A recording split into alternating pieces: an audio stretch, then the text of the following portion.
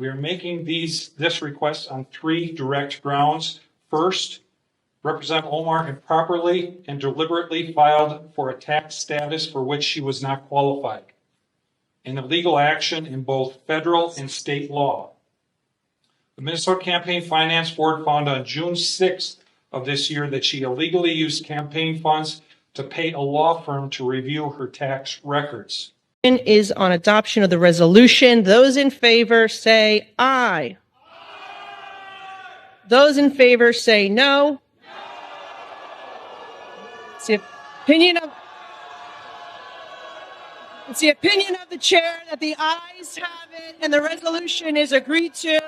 Okay, fellows, have you noticed that for months we have been hearing the mainstream media describe this as a partisan hit job? However, look at the display. These aren't just vicious Republicans from Washington. Those are representatives from Minnesota, her home state.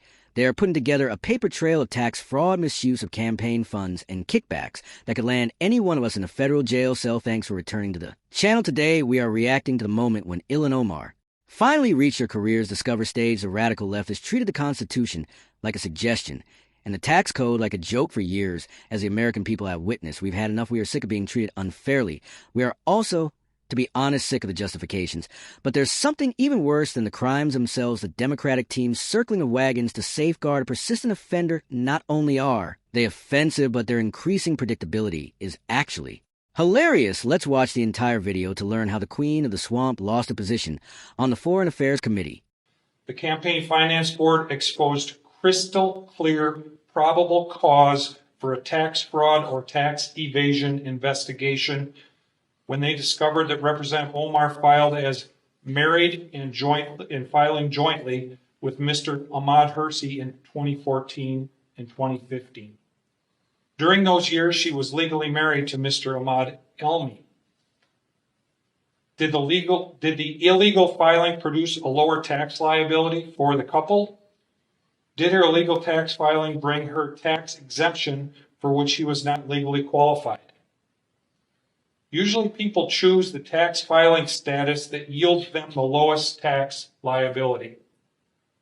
Also, the board shared that the couple filed jointly during 2 specific years. Ilhan Omar and Ahmad Hersey have been together as a couple for 17 years. Given her record of crimes and violations of so many laws, it may be worth evaluating her claims of status in those other years as well. Second, Representative Omar lived together simultaneously with her first and second husbands at the same addresses in Minnesota and North Dakota in 2009 through 2011.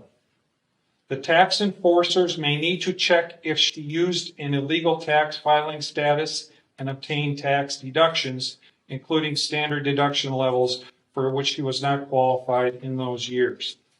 Third, we know that Representative Omar took improper kickbacks from 3 Minnesota colleges in 2017 when she oversaw their state budgets in 2017.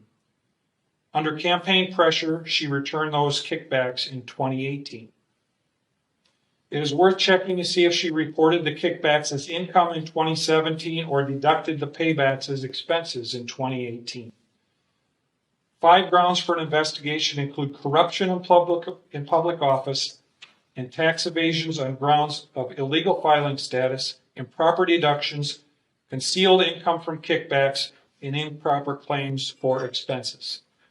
We are also aware of Representative Omar's pattern of improper conduct. She has been fined by the Campaign Finance Board for diverting campaign funds for an unpermitted political trip to Orlando.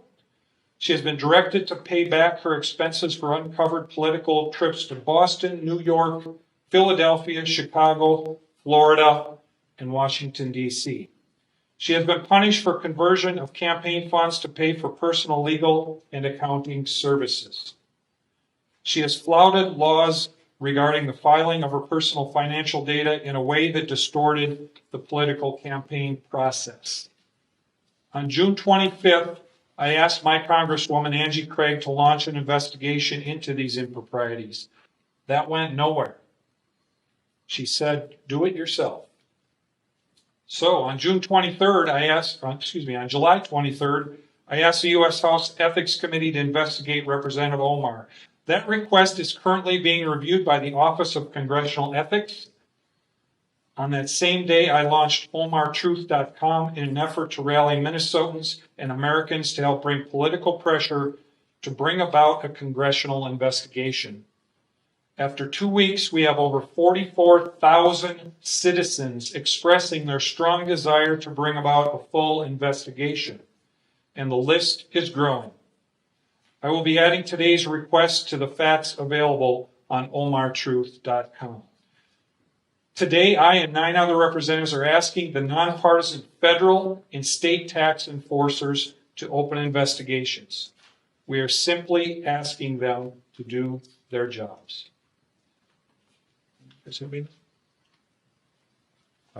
Questions, anyone? Do state lawmakers have sway to influence the IRS or Minnesota Department of Revenue? Have you successfully asked for such things in the past? Is there precedent? I think certainly there's precedent, and I think it's incumbent upon us, Mary, lawmakers, the media, and others, when they see very clear, blatant violations of our laws, to find every way we can to appeal to the people who can investigate and prosecute those laws. And that's what we're doing here today.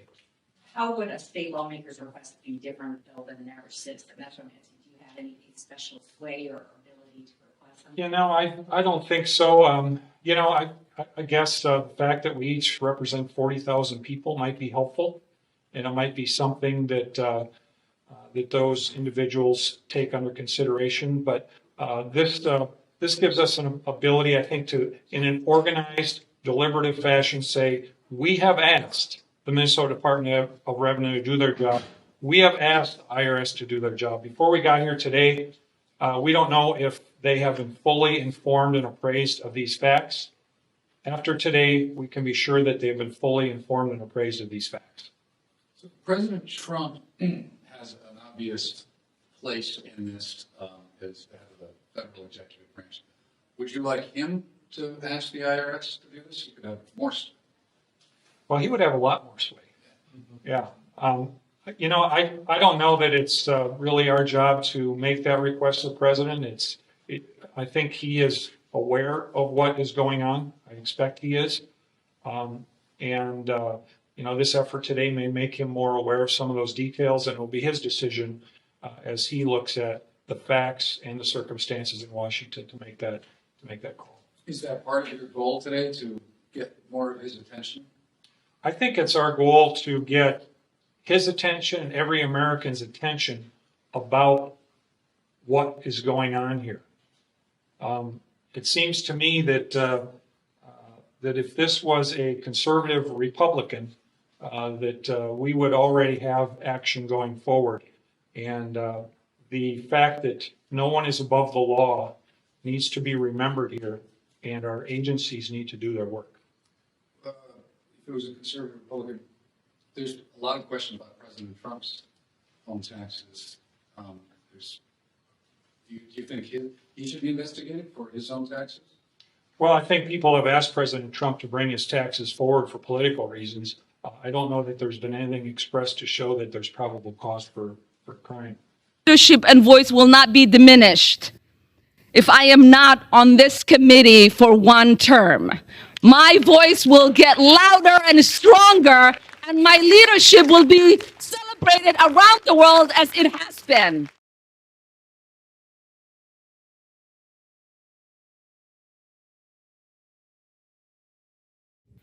Today's resolution, as it relates to Representative Omar, details 6 statements she made as a sitting member of Congress that, under the totality of the circumstances, disqualify her from serving on the Committee on Foreign Affairs.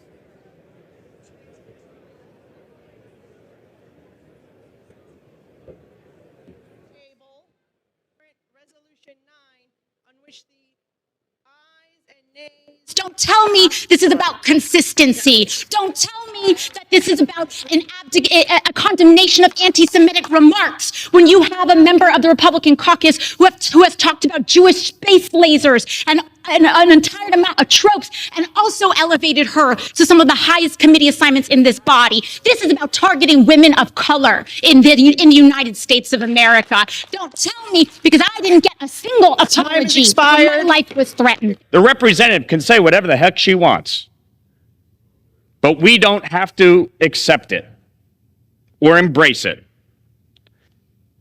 Individuals who hold such hateful views should rightly be barred from that type of committee. This institution is better because of her leadership, and the Foreign Affairs Committee benefits from her perspective. So let's talk about what's really happening. Republicans are waging a blatantly Islamophobic and racist attack on Congresswoman Omar. And I've said it before, I will say it again. The white supremacy happening is unbelievable. This is despicable. We're not removing her from other committees. We just do not believe when it comes to foreign affairs, especially the responsibility of that position around the world with the comments that you make. She shouldn't serve them. Unbelievable, it's hard to believe we just sat through 10 minutes of the most flagrant corruption I've ever seen in the House of Representatives, as well as the most embarrassing defense of that corruption. Let's begin by discussing the Minnesota legislators mentioned earlier. That is the final payment you know something is wrong when your colleagues and neighbors hold press conferences because they can no longer ignore your legal wrongdoings. They discuss the fact that she was legally married to another man while jointly filing her taxes with him. They talked about how she was in charge of college budgets and took money from them. The FBI would have arrived at their door at 4 o'clock a.m. with a battering ram if a conservative had done that. Ilhan, on the other hand, recently received a seat on the Foreign Affairs Committee from the Democrats, where she will be able to advocate for U.S. interests worldwide. Absolute insanity. The debate on the floor follows a transition from offensive to straight up comedy at this point, getting up there. Alexandria Ocasio-Cortez literally screams and waves her hands around like she's in a soap opera, claiming that this is about racism and women of color being targeted. AOC, honey, take a look at the proof. Is tax evasion racial? Is it legal to misuse campaign funds when the evidence is literally a stack of tax returns and campaign ledgers?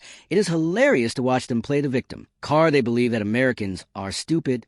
They believe that if they shout white supremacy loud enough, we want to remember that Ilhan Omar has broken the law more times than a CVS receipt. It's not just bad for the Democrats' image to defend persistent offender like this. It is an insult to all hardworking Americans who adhere to law and pay their taxes. The squad treats Congress like their own personal activist playground because they believe they're above the law. It wasn't political targeting when she saw Kevin McCarthy and his involvement with her committee position. That was a long overdue cleaning of the House when you spend your entire career violating American laws and accepting kickbacks from the institutions of your own state. You are not eligible to serve as a global ambassador for the United States. Guys, the main characters in this story are the people of the United States. We are the ones who have had enough of being duped. We want a Congress that actually upholds the rule of law, and that's what we want. Omar finally received the accountability she deserved. In addition, the fact that it occurred after her own state turned against her is nothing more than the chef's kiss on the entire situation. Please inform me in the comments, do you think she should have been kicked out completely, or was it enough for her to lose her seat on the committee? If you're sick and tired of people being treated unfairly in